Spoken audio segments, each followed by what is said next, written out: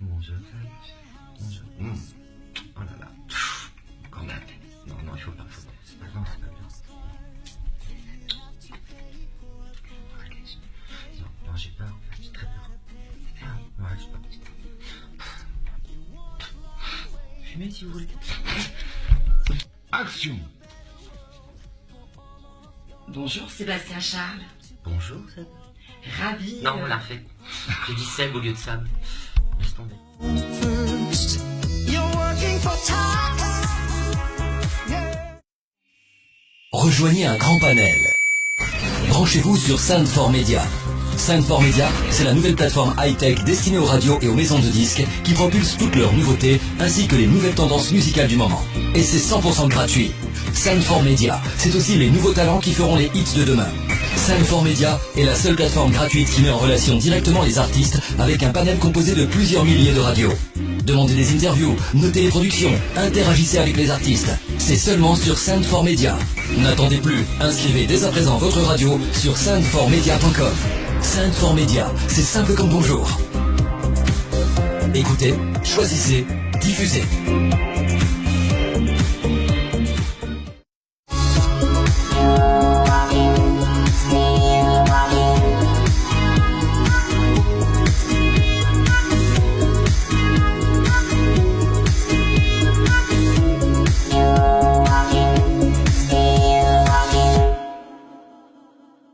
Bonjour, Sab. Enchantée de te recevoir sur la nouvelle émission format pastille de CSAB. On est ravis de t'accueillir aujourd'hui. Moi, je suis ravi d'être là. En ta compagnie, c'est toujours un réel plaisir. Ouais. Présente-toi en quelques mots. Eh ben, en quelques mots, voilà, on va parler de la partie artistique, c'est ce qui nous intéresse. Donc, je suis auteur, mélodiste, interprète. Alors, pour ceux qui ne connaissent pas le terme, parce que c'est vrai qu'il est méconnu, mélodiste, c'est-à-dire que je trouve la mélodie de mes chansons, mais par contre, je ne suis pas musicien, donc je fais appel, en l'occurrence, à un compositeur qui compte beaucoup pour moi. Voilà. Comment s'appelle-t-il? Frédéric L'Oréal, parce qu'il le vaut. J'aimerais garder le beau, le sensuel, pas le fardeau d'une nuit noire, d'un matin chaud, mettre le compteur à zéro. Je vais chasser les nuages gris, tous ces démons qui m'ont meurtri, c'est décidé. Moi, je souris. La vie m'ouvre enfin ses bras. Je m'aime, tu m'aimes, ça on verra. Accroche-moi, délivre-moi. La vie m'ouvre enfin ses bras. Accorde-moi du temps pour ça. Accroche-moi, délivre-moi. L'appellation artiste te convient-elle? Oui, complètement, artiste. Alors moi, artiste, c'est effectivement soit jouer au cinéma, jouer dans une pièce de théâtre, ou encore ce que je fais, être sur une scène, mais c'est aussi une vie complètement à part, une vie qu'on embrasse quand on décide de se lancer là-dedans, avec tout ce que ça peut comporter de fabuleux, et puis tout ce qui est plus difficile, mais voilà, on le sait, donc on le fait, et personnellement avec beaucoup de plaisir. Où es-tu sur le chemin qui va de la composition à la production de disques? Eh bien, moi, j'écris complètement mes chansons. Après, voilà, on arrange les choses. Je travaille après avec un compositeur dont j'ai cité le nom il y a quelques instants. On met en place les divers instruments. Alors ça, je discute avec lui parce que j'ai des envies de certains instruments parfois. On a rarement des idées qui s'opposent, mais il n'y a jamais eu de dispute d'ailleurs à ce niveau-là, donc il y en a jamais pour rien d'ailleurs.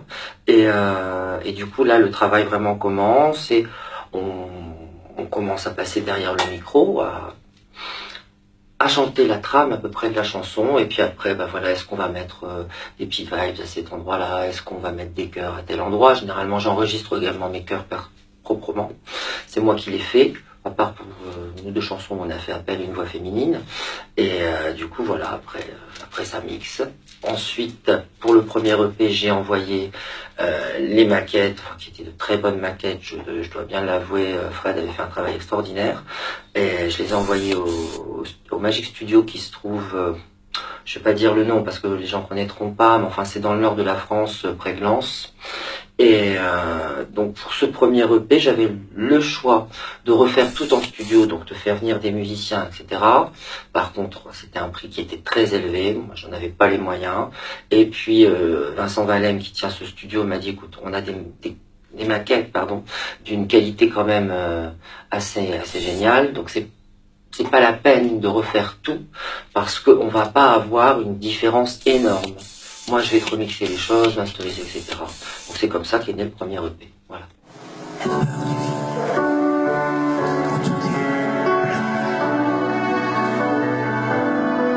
Moi je comprends que toutes ces heures, toutes ces erreurs font ce voyage si troublant. Je ne suis qu'une ombre dans la pénombre, une âme sombre qui se bat pour qu'elle combat, pour qu'elle est bas au fond de moi.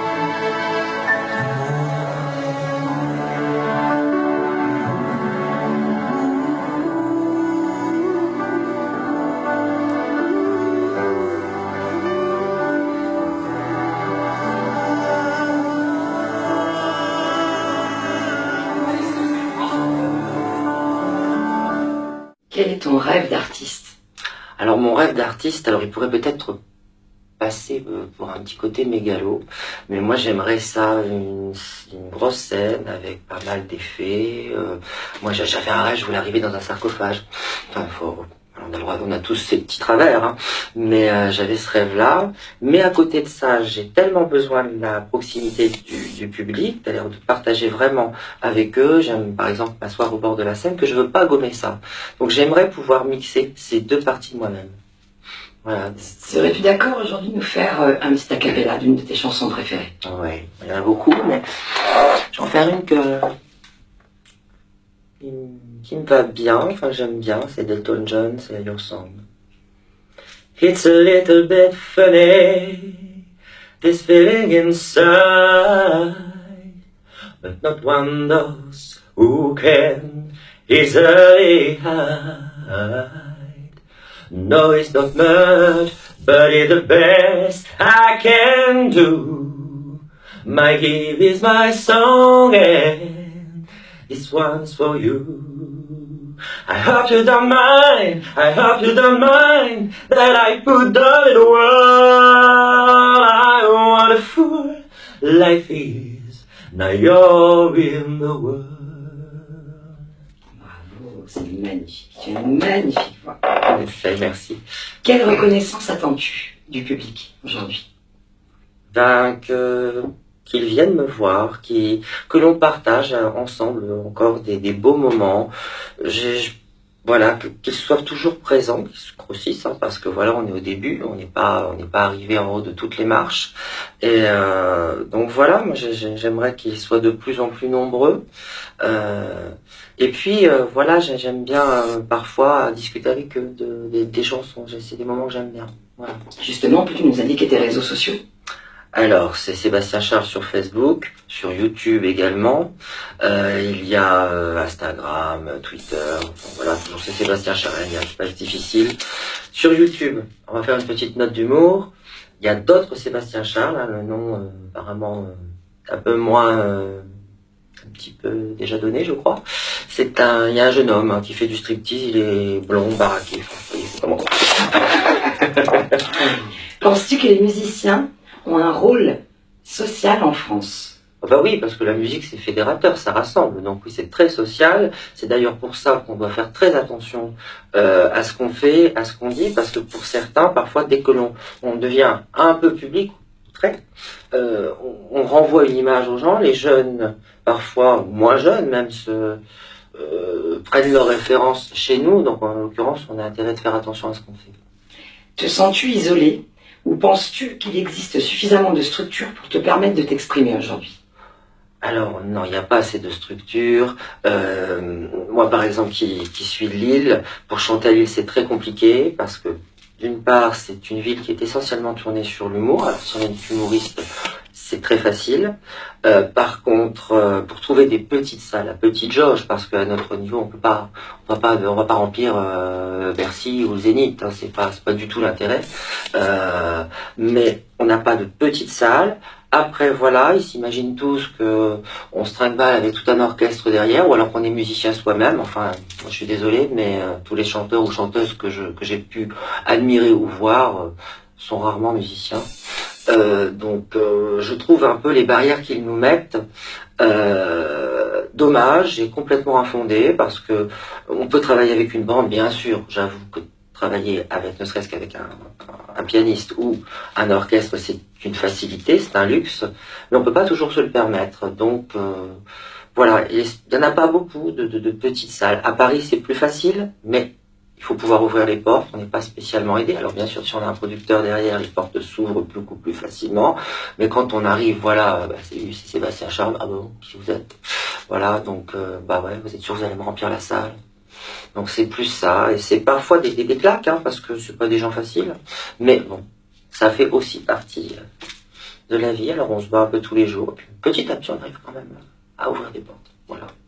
Comment vois-tu l'avenir de la musique en France? Alors moi j'aimerais bien qu'il soit un peu moins anglo-saxon. Je viens de chanter en anglais. Alors, vous pourrez dire, il est marrant lui, tiens, il chante en anglais. Mais les chansons que je compose sont, à part une qu'on a fait en anglais, sinon c'est en français. On est qu'en France. Pourquoi on fait pas la promotion de la langue française? C'est une langue qui est hyper riche, qui a plein de nuances. C'est formidable pour s'exprimer avec la langue française. Elle est certes un petit peu plus difficile à chanter que l'anglais, parce que l'anglais est beaucoup plus fluide, on peut aspirer des mots. Mais je vois autour de moi, voilà. Ils chantent tous en anglais, la plupart du temps ils comprennent pas un mot de ce qu'ils disent, ce qui est dommage, parce que je trouve que lorsqu'on interprète une chanson, la moindre des choses c'est de la comprendre pour pouvoir justement l'interpréter. Et voilà, parfois on nous refuse parce qu'on chante en français, alors qu'on est en France. Je trouve ça quand même dingue. Qu'est-ce que tu écoutes en ce moment? Alors ce que j'écoute en ce moment, alors j'ai deux choses que j'écoute. J'écoute le dernier, pas tout à fait le dernier parce qu'elle vient d'en sortir un nouveau, Mylène Farmer. J'ai ma préférence plutôt pour ce qui est sorti avant, malgré ce qui a été dit. J'aime beaucoup Rolling Stone, j'aime bien la rythmique. Je trouve qu'elle a eu l'audace de changer complètement de couleur musicale. Fallait le faire. Quand on s'appelle Mylène Farmer, on peut. Et puis après, j'écoute un vieux disque de Diana Ross en ce moment. Donc ça me met un petit peu ces musiques, il y a un petit best-of, alors il y a la période des suprêmes, il y a tout ce qu'elle a fait qui est très varié chez Diana Ross, puis un petit peu diva, bon, j'aime bien, ça met un petit peu de gaieté dans l'assiette, voilà. Justement, l'album qui t'a le plus marqué? Alors je vais reprendre Mylène Farmer, moi c'est l'album Innamoramento. J'ai trouvé je pense qu'elle s'est livrée énormément. Nous, en tant que public, on avait beaucoup de références, donc c'était vachement bien. La pochette de l'album était sublime. Je pense pour moi que c'est son plus abouti. Et puis après, j'ai un album que j'aime beaucoup écouter. Bon, à part, je pourrais dire Whitney Houston, j'aime beaucoup. J'ai du mal à te dire quel album j'aime le plus. Parce que j'ai tellement de goûts musicaux diamétralement opposés que c'est difficile pour moi de te dire, voilà, j'aime plus celui-ci qu'un autre. Comment tu qualifierais ta musique? Elle est à la fois pop rock, intimiste, même parfois jazzy. Elle est sans étiquette. Je ne veux pas d'étiquette. Ça c'est très français encore une fois. Je suis très fier d'être français, hein. On peut se méprendre sur ce que je dis. Mais par contre c'est dommage, voilà, il faut coller des étiquettes à tout le monde. Je sais même pas si c'est français, je pense que c'est dans le monde entier où on colle des étiquettes aux gens. Et alors voilà, on a sorti un titre pop, on va faire de la pop toute sa vie. On va avoir chanté une chanson intimiste. Ah mais qu'est-ce qu'il fait? Pourquoi il change? Parce que je vois pas pourquoi on devrait se cloisonner dans un style musical. Après il y a des styles qui nous vont plus ou moins bien. Voilà, donc je dirais qu'elle est sans étiquette, plus ça. Ton actualité? On va changer de ce que les gens ont l'habitude de voir de moi, c'est-à-dire qu'on va reprendre la plupart de mes titres, voire certains qui ne sont pas sur l'EP, c'est certainement sur le prochain album, quelques reprises. D'ailleurs, on aura dans le spectacle la chanson Mourir sur scène, en version jazzy. Et donc ce sera entièrement en piano-voix. Piano-voix, ça veut pas dire, voilà, ça va être plan-plan, ça va être calme, parce que le piano peut être hyper rythmé. D'ailleurs, Fred sait très bien le faire. On a déjà commencé à travailler là-dessus. Et je peux déjà vous dire qu'il va y avoir une version des bougies de je ne sais quoi qui va en étonner plus d'un. Moi, je suis très content de ce qu'il m'a proposé. Voilà. Eh ben, merci à toi, Sébastien Charles. On a été ravis de t'accueillir aujourd'hui pour cette nouvelle Bastille. Ouais, écoute, moi c'était un vrai bonheur. Il paraît que les artistes aiment bien parler. Alors moi en plus j'ai une langue, c'est pas possible. On se retrouve très rapidement avec la nouvelle artiste et une nouvelle Bastille dans CSAP TV. Ciao les amis. En chantant jusqu'au bout, mourir sans la moindre peine d'une mort